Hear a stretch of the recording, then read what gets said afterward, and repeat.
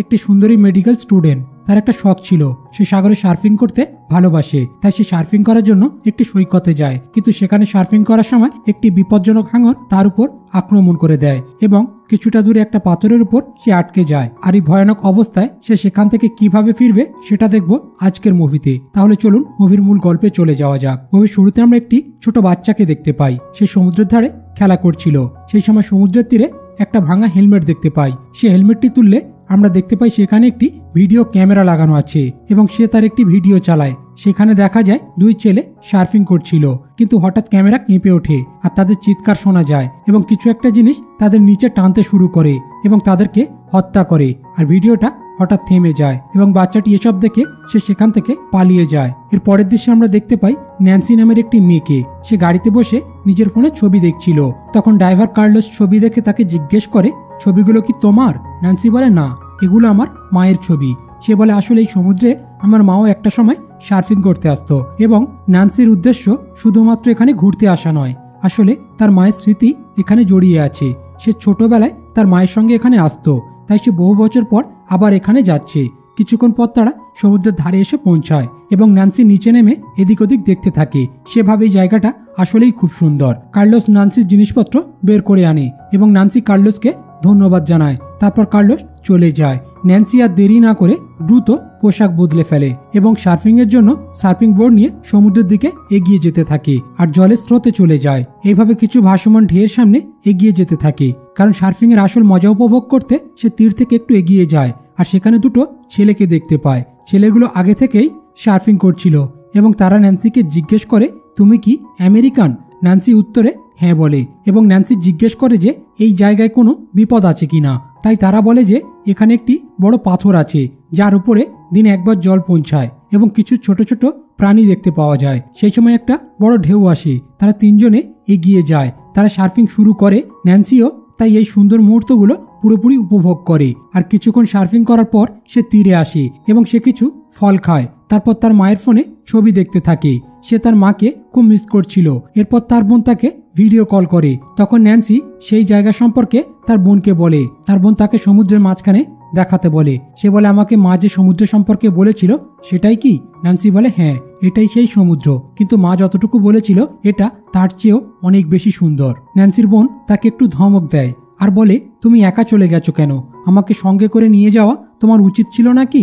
ওদিকে তার বাবাও কল করছিল। তারা একসঙ্গে কিছুক্ষণ কথা বলে এবং ফোনটা কেটে দেয়। ন্যান্সি আবার সমুদ্রে সার্ফিং বোর্ড নিয়ে চলে যায়, কিন্তু কিছুক্ষণ পর অন্ধকার হয়ে আসছিল, তাই ওই দুই ছেলে সেখান থেকে চলে যায়। কিন্তু এতক্ষণ সার্ফিং করেও ন্যান্সির মন ভরে না, তাই সে আবারও কিছুক্ষণ অপেক্ষা করে এবং একা সার্ফিং করতে শুরু করে। সে দেখে কিছু ডলফিনও তার চারপাশে জলে খেলা করছিল।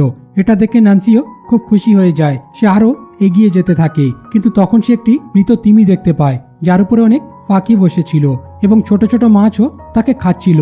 ন্যান্সি অবাক হয়ে যায় এবং সে ফিরে যাওয়ার সিদ্ধান্ত নেয়, কিন্তু তখন হঠাৎ একটি বড় ঢেউ আসার কারণে সে আবারও সার্ফিং করতে শুরু করে। কিন্তু এর মধ্যে আমরা দেখতে পাই একটা বড় হাঙর ঢেউ থেকে এসে তাকে আক্রমণ করে এবং তাকে সার্ফিং বোর্ড থেকে ফেলে দেয়, যে কারণে ন্যান্সি পানির তলায় তলিয়ে যায় আর একটি পাথরে আঘাত লাগে। কিন্তু সে কোনো রকম নিজেকে সামলে নিয়ে তার সার্ফিং বোর্ডের দিকে এগোতে থাকে। এরপর সে সার্ফিং বোর্ডের উপরে উঠতে যাবে, সেই সময় হাঙরটি এসে আবারও তার পায়ে খারাপভাবে আঘাত করে, কিন্তু সে কোনোভাবে উঠে আসে এবং সে বুঝতে পারে তাকে একটি হাঙর আক্রমণ করেছে। সেই কারণে সে আবার আক্রমণ করার আগেই কোনোভাবে মৃত তিমি মাছের উপর উঠে পড়ে, কিন্তু তার পায়ে হাঙরটি কামড়ে ধরার কারণে রক্ত পড়তে থাকে এবং তার অনেক ব্যথা করছিল। তখন সার্ফিং বোর্ডের সংযোগকারী দড়িটি খুলে নেয় এবং তার পায়ের উপরের দিকে বেঁধে দেয় যাতে রক্ত পড়া বন্ধ হয়ে যায় এবং রক্ত পড়া কমে যাওয়ার পর সে মাঝখানের দিকে তাকায়। সেখান থেকে সমুদ্রের তীর প্রায় 30 ফুট দূরে, কিন্তু সেই সার্ফিং করার ছেলেরা এখনও সেখান থেকে বেরিয়ে যায়নি। ন্যান্সি চেঁচিয়ে তাদের কাছে সাহায্য চায়, কিন্তু পানির ঢের শব্দ আর দূরত্বের কারণে ন্যান্সির শব্দ সেখানে পৌঁছতে পারে না এবং ওই ছেলেগুলো সেখান থেকে গাড়ি নিয়ে চলে যায় এবং ন্যান্সি সেখানে আটকে যায় আর সে খুব ভয় পেয়েছিল। সে হাঙরটি যে কোনো মুহূর্তে তাকে আক্রমণ করতে পারে, তাই সে একটি নিরাপদ জায়গার জন্য এদিক ওদিক তাকাতে থাকে এবং তার থেকে কিছুটা দূরে একটি বড় পাথর দেখতে পায় আর সেখানে হাঙরটা তার উপর আক্রমণ করতে পারবে না।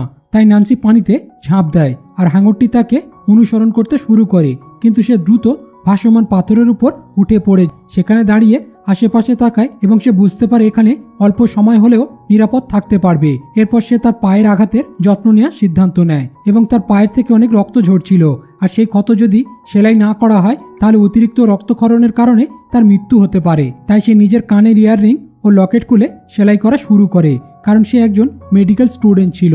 তাই সে নিজের ক্ষত সেলাই করার সময় সে অনেক ব্যথা অনুভব করে। তারপর সে তার সাঁতারের পোশাক খুলে ক্ষতস্থানে বেঁধে দেয় যাতে রক্ত না পড়ে। ক্লান্তির কারণে সে সেখানে ঘুমিয়ে পড়ে। কিছুক্ষণ পর তার যখন ঘুম ভাঙে সে ভাবে তাকে কেউ সাহায্য করতে আসবে, আর এইভাবেই 5 ঘন্টা কেটে যায়। অন্ধকার হবার কারণে কেউ তাকে বাঁচাতে আসে না। এরপর তাপমাত্রা কমতে শুরু করে এবং সে ঠান্ডা অনুভব করে। এই কারণে তার পোশাক পায়ের থেকে খুলে নিয়ে তার থেকে একটা টুকরো করে, তারপর সেই ক্ষতস্থানে বেঁধে দেয় এবং বাকি টুকরোটা পড়ে নেয়। তারপর সে সেখানে ঘুমিয়ে পড়ে। কিছুক্ষণ পর ছোট ছোট কাকড়া এসে তাকে কামড়াতে থাকে, যার কারণে সে জেগে ওঠে আর সে অনুভব করে সে ক্ষুধার্ত।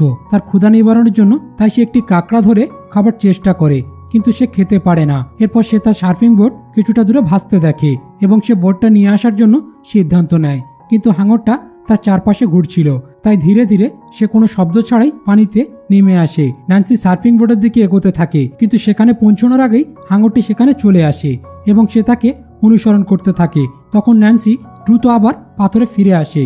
তখন সে সমুদ্রের তীরে একজন মানুষকে ঘুমাতে দেখে। সে সাহায্যের জন্য চিৎকার শুরু করে।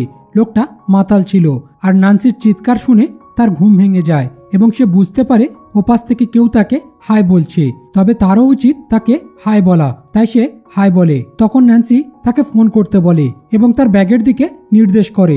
তারপর সে দেখে লোকটা পেছনের দিকে যেতে শুরু করেছে। ন্যান্সি অনেক খুশি হয়। সে মনে করে সে এখন সাহায্য পাবে, কিন্তু এই লোকটা ব্যাগের কাছে গিয়ে জিনিসগুলো খুঁজতে শুরু করে এবং ফোনটি খুঁজে পায়, কিন্তু তার উদ্দেশ্য ছিল চুরি করা। তাই সমস্ত টাকা আর ব্যাগ নিয়ে রওনা হতে থাকে। এটা দেখে ন্যান্সি চিৎকার করে তাকে এটা করতে নিষেধ করে, কিন্তু সে শোনে না এবং সে সেখান থেকে চলে যাওয়ার সময় তার চোখে পড়ে সমুদ্রে থাকা ন্যান্সি সার্ফিং বোর্ডের দিকে। সার্ফিং বোর্ডটা অল্প দূরত্বে ছিল। সার্ফিং বোর্ডটা নিয়ে যাওয়ার পরিকল্পনা করে, তাই সে জলে নামতে শুরু করে। ন্যান্সি চিৎকার করে তাকে নিষেধ করে, কিন্তু কিছুটা নেশাগ্রস্ত থাকার কারণে সে কিছু বুঝতে পারে না। তারপর সার্ফিং বোর্ড নিয়ে ফিরে যেতে শুরু করে। ঠিক সেই সময় হাঙরটি এসে তাকে আক্রমণ করে, আর এটা দেখে ন্যান্সি কাঁদতে থাকে। তখন আমরা দেখি যে লোকটি অর্ধেক শরীর নিয়ে তীরে হামাগুড়ি দিয়ে উঠে আসে এবং লোকটি সেখানে মারা যায়। এর পরের দৃশ্যে আমরা দেখি আগের সেই 2 ছেলেকে। তারা আবারও সার্ফিং করতে এসেছে। তখন ন্যান্সি ঘুমাচ্ছিল। ছেলেরা সার্ফিং বোর্ড নিয়ে জলে চলে গেলে ন্যান্সি ঘুম থেকে উঠে দেখে যে সেই ছেলেরা আসছে। সে চিৎকার করে বলে যে জলে হাঙর আছে, ফিরে যাও, কিন্তু ছেলেরা তার দিকে মনোযোগ দেয় না আর তারা এগিয়ে যেতে থাকে। তখন হঠাৎ করে তাদের একজন হাঙরের দ্বারা আক্রান্ত হয়। এটা দেখে অন্য ছেলেটি ভয় পেয়ে ন্যান্সির দিকে যেতে শুরু করে, কিন্তু কিছুক্ষণের মধ্যেই হাঙরটি তাকেও টেনে নিয়ে নিচে যায় আর তার সার্ফিং বোর্ডটা বাতাসে লাফিয়ে দুটুকরো হয়ে যায়। এটা দেখে মনে হয় হাঙরটা তাকেও মেরে ফেলেছে, কিন্তু কিছুক্ষণ পর ন্যান্সির কাছে সে পৌঁছে যায়। ন্যান্সি তাকে তাড়াহুড়ো করে টেনে তোলার চেষ্টা করে, কিন্তু হাঙরটা সেই সময় টেনে নিচে নিয়ে চলে যায় এবং এই সব কিছু ছেলেটার হেলমেটে লাগানো একটি ক্যামেরায় রেকর্ড হয়ে যায়, যেটা আমরা গল্পের শুরুতে দেখেছিলাম। এখন সময় পার হতে শুরু করে এবং সূর্যের তাপের কারণে তার প্রচন্ড গরম হতে থাকে। এমনকি পাথরটিও 25 মিনিটের মধ্যে ডুবে যাবে এবং হাঙরটি এখনো তার চারপাশে ঘুরতে থাকে। সে ভাবতে থাকে যদি এই পাথরটা থেকে বের না হতে পারে তবে তার মৃত্যু নিশ্চিত। তারপর সেই ছেলেটির হেলমেটে যে ক্যামেরা লাগানো ছিল সেটা দেখে তার হেলমেটটা নেওয়ার কথা ভাবে, কিন্তু হাঙরটি তখনও ন্যান্সির চারপাশে ঘুরছিল।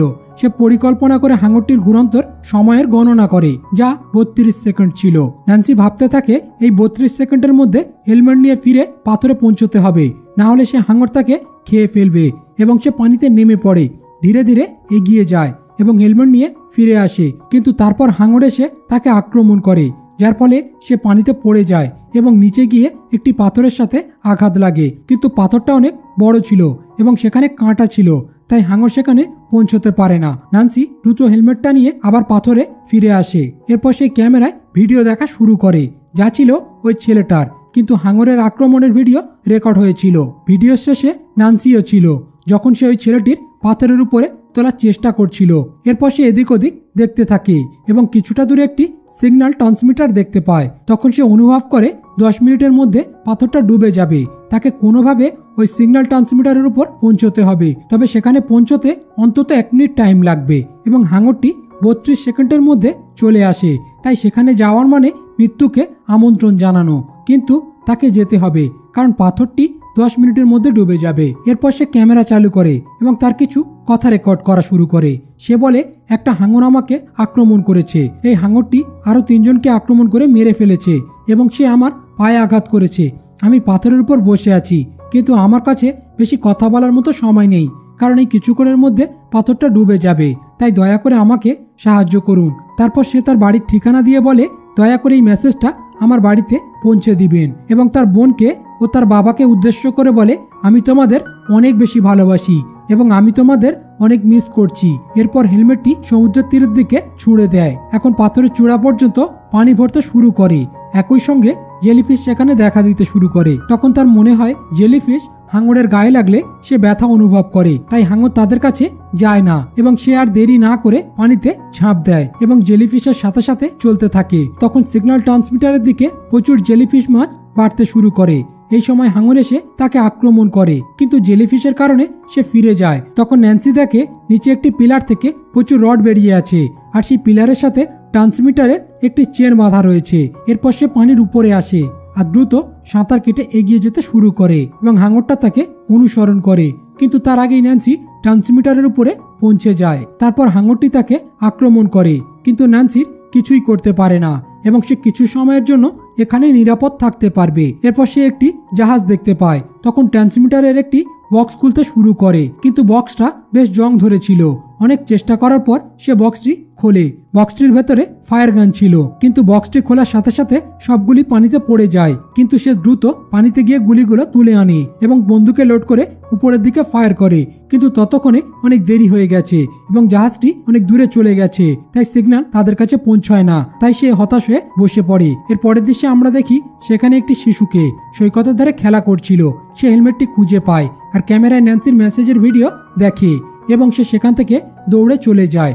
অন্যদিকে হাঙরটি যখন ন্যান্সির উপর আক্রমণ করে তখন সে মন খারাপ করে বসেছিল।